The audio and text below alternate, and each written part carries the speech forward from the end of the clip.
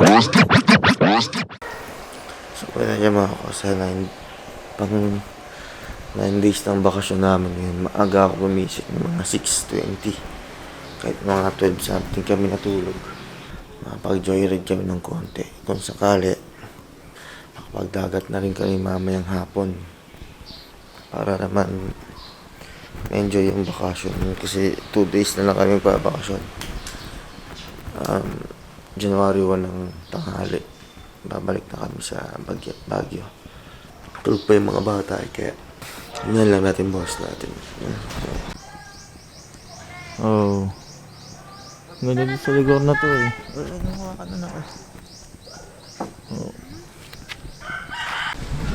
It's another day of beaching and chilling. It's another day of beaching and chilling.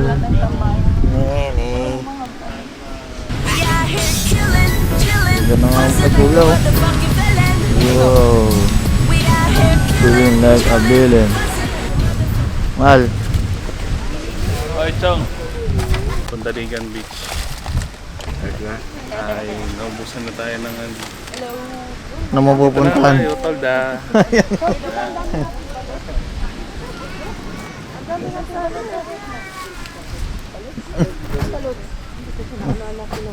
Sinabi ko na sa iyo ah. Nandun sa bahay. Hello. Diba sinabi ko sa iyo? Hello. Mamain? Parang nangingintab siya sa camera. Ang ikutin ng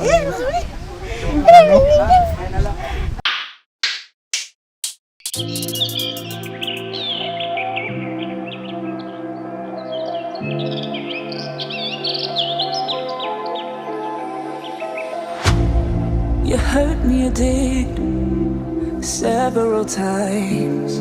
It hurts to admit that we're no different. I find it hard to commit, but you don't even try. Still I'm better with than without you.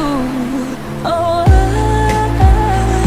I'm on it, I want it, but why do you seem to call it your eyes? I can't tell if you're here or you're out there.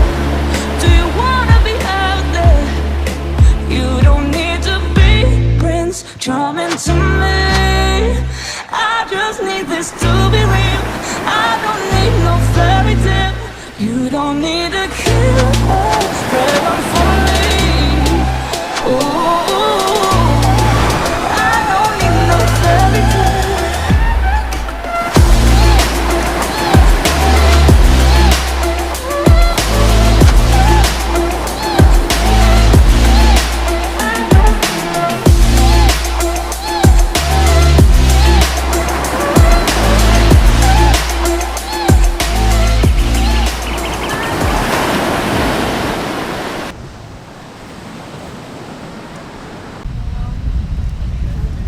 Diyan, bubuhusan ka namin ng tubig.